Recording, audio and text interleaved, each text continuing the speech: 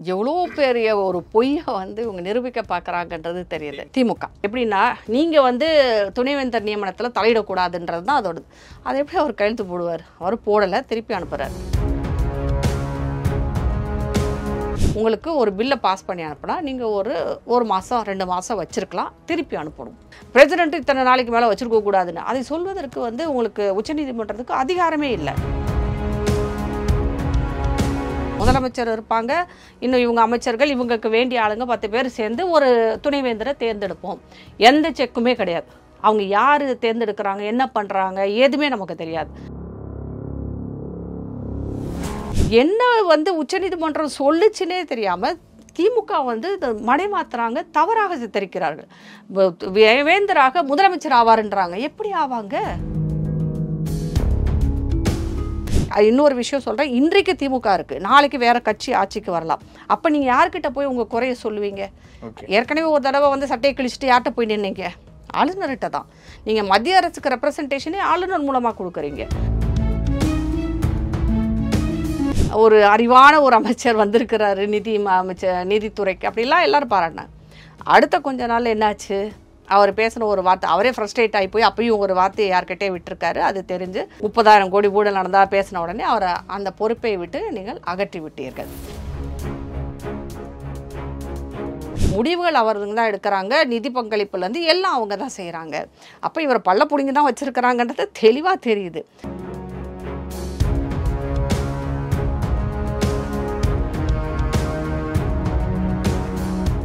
Real one நேயர்களுக்கு வணக்கம். இன்று நம்மளுடைய நேர்காணலுக்கு அரசியல் விமர்சகர் திரு ராதா தேவர் அவர்கள் நினைச்சிருக்காங்க. மேடம் வணக்கம். வணக்கம் மேடம், ஆளுநர் துணைவேந்தர் மாநாடு நடத்துகிறாங்க. டேட்டு கூட இப்போ 25, 26 அந்த டேட்டில் ஃபிக்ஸ் பண்ணியிருக்காங்க இல்லைங்களா? இன்னொரு விஷயம் இந்த பக்கம் முதல்வர் அவர்களும் வேந்தர் அப்படிங்கிற ஒரு இடத்துக்கு போகிறாரு அப்படிங்கிற மாதிரி அந்த தீர்ப்புக்கு அப்புறம் அந்த ஒரு ஸ்டேட்மெண்ட்டை எடுத்தாங்க. இன்னைக்கு திருமாவளவன் அவர்கள் சொன்ன ஒரு விஷயம் பதவி வெறியுடன் தான் இந்த துணைவேந்தர் மாநாட்டை ஆளுநர் நடத்துகிறாரு அப்படிங்கிற மாதிரியான ஒரு ஸ்டேட்மெண்ட்டை கொடுத்துருக்காங்க. இந்த பக்கம் அவர் வேந்தர் ஆனதுனால இந்த பக்கம் மாநாடு நடத்துகிறாங்க அப்படிங்கிற மாதிரியான ஒரு விஷயத்தையும் சொல்லப்படுது. இதற்குண்டான கிளாரிஃபிகேஷன் என்ன அப்படிங்கிறத நீங்கள் சொல்லலாம். இதில் எவ்வளோ பெரிய ஒரு பொய்யை இவங்க நிரூபிக்க பார்க்குறாங்கன்றது தெரியுது. திமுக அரசு, அதாவது தீர்ப்பை பொறுத்த வரைக்கும் அப்படி சொல்லவே இல்லை.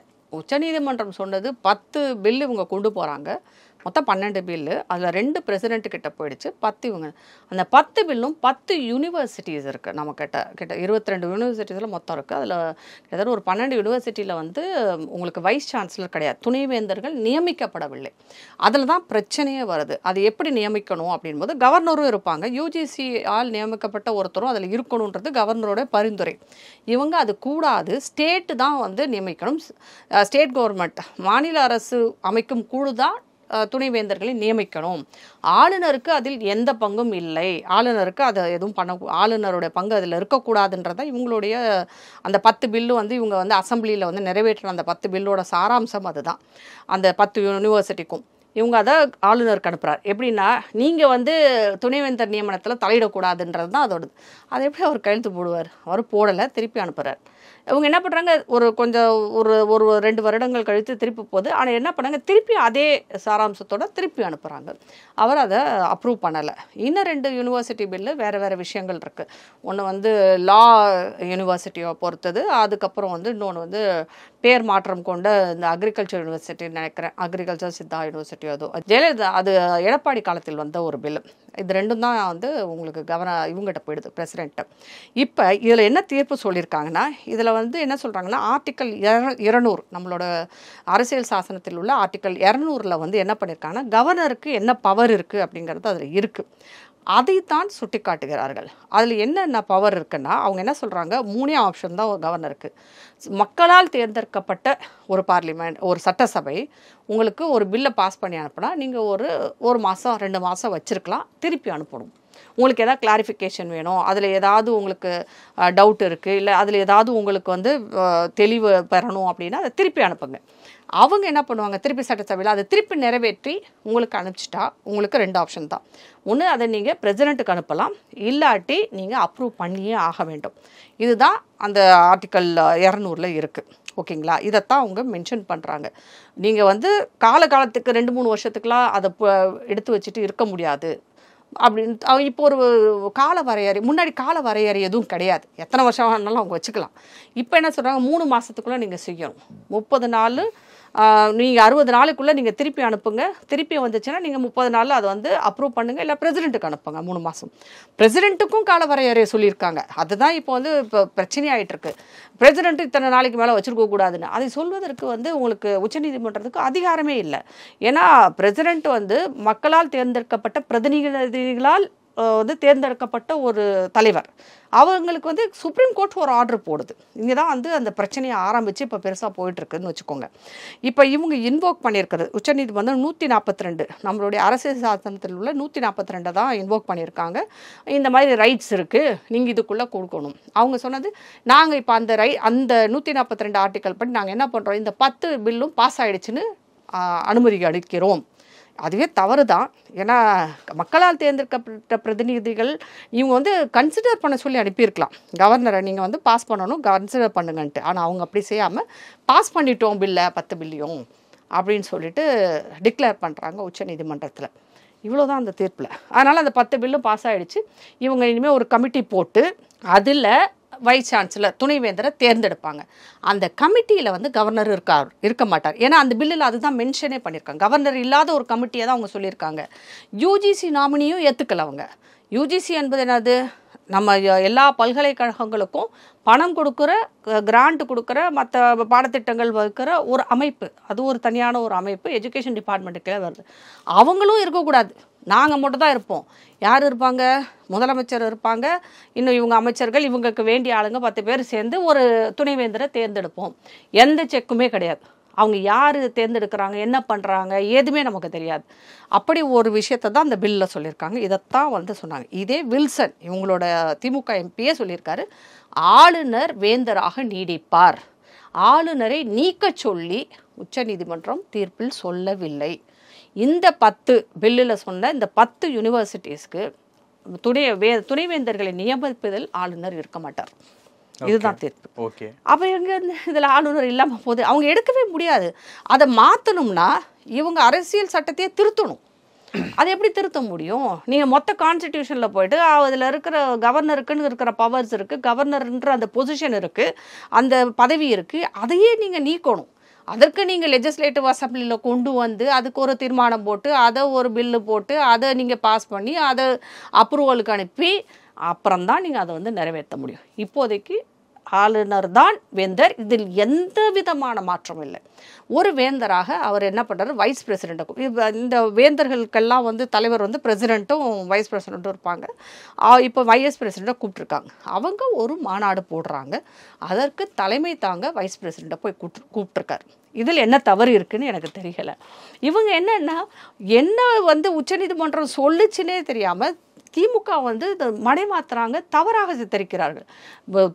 வேந்தராக முதலமைச்சர் ஆவார்ன்றாங்க. எப்படி ஆவாங்க?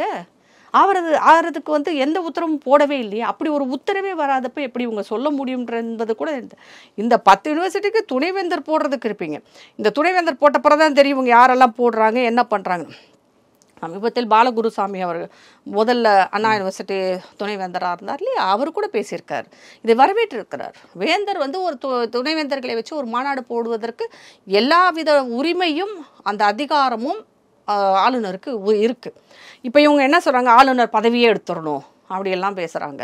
ஆட்டுக்கு தாடி எது அப்படி இப்படிலாம் ஏதோ பேசுகிறாங்க, அந்த மாதிரிலாம் பேசுகிறாங்க. நான் என்ன சொல்கிறேன்னா, ஆளுநர் என்னும் பதவியை வரையறையப்படுத்தியது அரசியல் சாஸ்திரத்தில். நம்ம கான்ஸ்டியூஷனை யார் பண்ணாங்க, அம்பேத்கரை கொண்டாடுறீங்க. அம்பேத்கர் மாதிரி அவரோட சேர்ந்து நிறைய பேர் இந்த நம்மளுடைய அரசியல் சாஸ்திரத்தை கொண்டு வந்திருக்காங்க. அதில் அவங்க கவர்னர் பதவியும் வச்சிருக்கிறாங்க, ஆளுநர் பதவி. எதுக்கு காரணமாகத்தான் வைத்திருக்கிறார்கள். ஒரு கான்ஸ்டிடியூஷனல் ரெப்ரசன்டேஷன் வந்து இருக்கணும். மத்திய அரசின் ஒருத்தர் ரெப்ரசன்ட் பண்ணி ஒருத்தர் இங்கே இருக்கணும். அவர்கள் வந்து மத்திய அரசுக்கும் மாநில அரசு, இவங்க சொல்கிற தபால்காரர் வேலை இல்லை. இவங்க சொல்கிறாங்களே தபால்காரர் வேலை பார்ப்பேன், இங்கே சொல்கிறத போய் அங்கே போய் சொல்லுவாருன்னு. முட்டாள்தனமாக இருக்குது இவங்க பேசுகிறது. அது கிடையாது. மத்திய அரசுக்கும் மாநில அரசும் ஒரு பாலமாக அவர் செயல்படுவார். அது இங்கே இவங்க ஏதாவது திட்டங்கள் பண்ணும்போது அதற்கு அவர் உதவியாக இருப்பார். இல்லை இவங்க ஏதோ ஒரு தவறு செய்தால் அதை சுட்டி காட்டுவார். இப்போ நம்ம ஆளுநரவே எடுத்துருவோம், எல்லா பில்லையும் இவங்களே பாஸ் பண்ணிக்கிறாங்க. அப்போ என்ன வேணாலும் பாஸ் பண்ணலாமே. இப்போ அந்த சட்டசபையில் பெரும்பான்மையாக ஒரு அரசு இருக்குது. போன தடவை வந்து பார்த்திங்கன்னா கருணாநிதி அவர்கள் வந்து இருந்தப்போ, திமுக தலைவராக இருந்தப்போ 0 வாங்கியிருந்தாங்க. ஒரு தடவை ஜெயிச்சிருந்தாங்க. மொத்தமாக யார் ஜெயிச்சிருந்தாங்கன்னா அதிமுக கூட்டணி ஜெயிச்சு உட்கார்ந்துருந்தது. இப்போ அவங்க மொத்தமாக வந்துட்டு அவங்க ஒரு சட்டம் போடுறாங்க. தமிழகத்தில் இருக்கும் இந்த இந்த நிலங்கள் எல்லாம் வந்து எங்கள் அதிமுக கட்சிக்கு வந்து சொந்தமாயிருது, இல்லை புறம்போக்கு நிலங்கள் எல்லாமே வந்து ஒரு அறக்கட்டளைக்கு நாங்கள் எடுத்துக்கிறோம் அப்படின்ட்டு ஒரு பில் பாஸ் பண்ணுறாங்க. அந்த அறக்கட்டளையில் இருக்கிற எல்லா அதிகாரிகள், இல்லை அறக்கட்டளையில் இருக்கிற அந்த சேர்ந்தவங்க எல்லாருமே வந்து அதிமுக கட்சியை சேர்ந்தவங்களாவே வச்சுக்குவோம். இங்கே இருக்க புறம்போக்கெல்லாம் அவங்க தான் நிர்வகிப்பாங்கன்னு சொல்லிட்டு ஒரு சட்டத்தை பில்லை போட்டு பாஸ் பண்ணிடுறாங்க. அது ஆளுநர் இல்லாட்டி என்ன ஆகும்? யார்கிட்ட போகும்? கிடப்பில் தான் கிடக்கும். அவங்களே பாஸ் பண்ணிட்டு செஞ்சுட்டு போயிடலாம். இப்போ சுப்ரீம் கோர்ட் சொன்ன சட்டப்படி இவங்க சொல்கிறபடி பார்த்தா இது ஆளுநருக்கு போய் ஆளுநர் அதில் சரியாக இருக்கா இல்லையான்னு பார்க்குறாரு. அதில் ஏதாவது அவருக்கு தகவல் தெரிஞ்சால் அனுப்புகிறார். நீங்கள் அதுக்கு விளக்கம் சொல்லணும். அதற்கப்புறம் இவருக்கு இன்னுமே சாட்டிஸ்ஃபேக்ஷன் இல்லாட்டி பிரசிடென்ட்டை போகுது. பிரசிடென்ட் விளக்கம் கேட்டு அப்புறமா அதில் சேஞ்சஸ் பண்ண அப்புறம் தான் அப்ரூவ் பண்ணுறாங்க. இது ஜனநாயக முறைப்படி நடப்ப ஒரு விஷயம். இது நல்ல விஷயம் தானே. இதை வந்து இவங்க தடுக்கணும்னு பார்க்குறாங்க. முழு அதிகாரத்தையும் மாநில அரசே வைத்துக்கொள்ள வேண்டும். அதுவும் இன்னொரு விஷயம் சொல்கிறேன். இன்றைக்கு திமுக இருக்குது, நாளைக்கு வேறு கட்சி ஆட்சிக்கு வரலாம். அப்போ நீங்கள் யார்கிட்ட போய் உங்கள் குறைய சொல்லுவீங்க? ஏற்கனவே ஒரு தடவை வந்து சட்டையை கிழிச்சிட்டு யார்கிட்ட போய் நின்னீங்க? ஆளுநர்கிட்ட தான். நீங்கள் மத்திய அரசுக்கு ரெப்ரசன்டேஷனே ஆளுநர் மூலமாக கொடுக்குறீங்க. இங்கே இருக்கிற மாநில அரசுக்கு எதிராகவும் ஆளுநர்கிட்ட தான் போகிறீங்க. அப்போ அது ஒரு கான்ஸ்டிடியூஷனல் பொசிஷன். அதுக்கான அந்த அந்த அந்த மரியாதையை நீங்கள் கொடுத்துத்தான் ஆக வேண்டும். இன்றைக்கு தபால்காரர் அது இதுன்னு நீங்கள் என்ன வேணாலும் பேசுங்க. ஆனால் நம்மளுடைய அரசியல் சாசனத்தின்படி வைக்கப்பட்ட ஒரு பதவிக்கான மரியாதை என்று ஒன்று இருக்கிறது. அதை கொடுப்பதற்கு இந்த அரசு தவறி இருக்கிறது என்பது உண்மை. இந்த அரசு மட்டும் இல்லை, எந்த அரசு வந்தாலும் கடைசியில் இப்படி தான் பேசுவாங்க. ஆளுநர் மேலே ஏதாவது குற்றம் சாட்டி கொண்டே தான் இருக்கிறார்கள். ஆனால் நீங்கள் வந்து அது ஒரு மரியாதையாக பேசுங்க. உங்களுக்கு பிடிக்காததை சொல்லுங்கள். அது ஆனால் ஆளுநரே இருக்கக்கூடாது என்று சொல்வதற்கு இங்கே யாருக்கும் அதிகாரம் இல்லை. அப்படி செய்வதற்கான வாய்ப்பும் இங்கே இல்லை. ஓகே, பிடிஆர் அவர்கள் சட்டமன்றத்தில் பேசும்போது என்னுடைய துறைக்கு தான் ஃபண்டு ரொம்ப கம்மியாக கொடுக்குறீங்க அப்படிங்கிற மாதிரி ஒரு விஷயத்தை வந்து வெளிப்படுத்தியிருந்தார். இதை நிறைய பேர் சொன்ன ஒரு விஷயம் என்னென்னா, என்னதான் உங்களுக்கு பர்சனலாக சில கருத்துக்கள் இருந்தாலும் அதை இவ்வளோ வெளிப்படையாக அது பொதுவெளியிலேயே அப்படி பேசுவீங்க அப்படிங்கிற ஒரு கேள்வியும் வந்து கேட்டிருந்தாங்க. அவர் பேசுனது சரின்னு நினைக்கிறீங்களா, தவறுன்னு நினைக்கிறீங்களா? சரியா தவறா அப்படின்னு நம்ம ஒரு முடிவுக்கு வரும்போது அவருடைய வேதனை தெரியுது. அது மட்டும் நல்லா தெரியுது. ஏற்கனவே அவர் ஒரு நல்ல நம்ம என்ன சொல்கிறோம், அறிவு சார்ந்த அறிவான ஒரு ஆளாக தான் நான் அவரை பார்க்குறேன். நான் ஒரு மனிதராகத்தான் நான் பார்க்குறேன். நல்லா படித்தவர், பெரிய வேலையில் இருந்திருக்கார், ஒரு மெத்த படித்தவர். இதில் எந்த மாற்று கருத்தும் இல்லை. முதல்ல எடுத்த உடனே அவரை தான் நிதியமைச்சராக போட்டீங்க. ஒரு 5 பேர் கொண்ட ஒரு குழு கூட அமைச்சாங்க. அதாவது தமிழக அரசுக்கு வந்து பொருளாதார சம்பந்தமாக வந்து அறிவுரை கூறுவதற்காக ஒரு கமிட்டி. அந்த கமிட்டி எங்கே போச்சுன்னு கூட நமக்கு தெரியாது.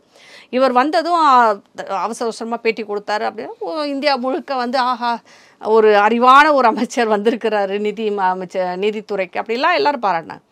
அடுத்த கொஞ்ச நாள் என்னாச்சு, அவர் பேசின ஒரு வார்த்தை, அவரே ஃப்ரஸ்ட்ரேட் ஆகி போய் அப்பயும் ஒரு வார்த்தையை யார்கிட்டே விட்டுருக்காரு. அது தெரிஞ்சு 3000 கோடி வரைக்கும் ஊழல் நடந்தது, 30,000 கோடி ஊழல் நடந்தால் பேசின உடனே அவரை அந்த பொறுப்பை விட்டு நீங்கள் அகற்றி விட்டீர்கள்.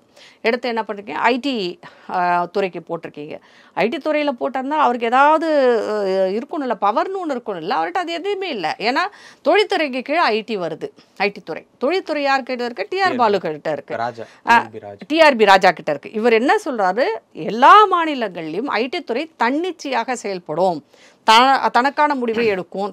ஆனால் இங்கே மட்டும் நான் வந்து தொழில்துறை இதுக்கு கீழே வர்றேன், நான் எல்லா பவரும் அவருக்கு தான் இருக்கு. இன்டெரக்டாக அதுதான் சொல்ல வர்றாரு. என்னால் எந்த முடிவும் எடுக்க முடியாது, முடிவுகள் அவருங்க தான் எடுக்கிறாங்க, நிதி பங்களிப்புலேருந்து எல்லாம் அவங்க தான் செய்கிறாங்க. அப்போ இவர் பல்ல பிடிங்கி தான் வச்சுருக்கிறாங்கன்றது தெளிவாக தெரியுது.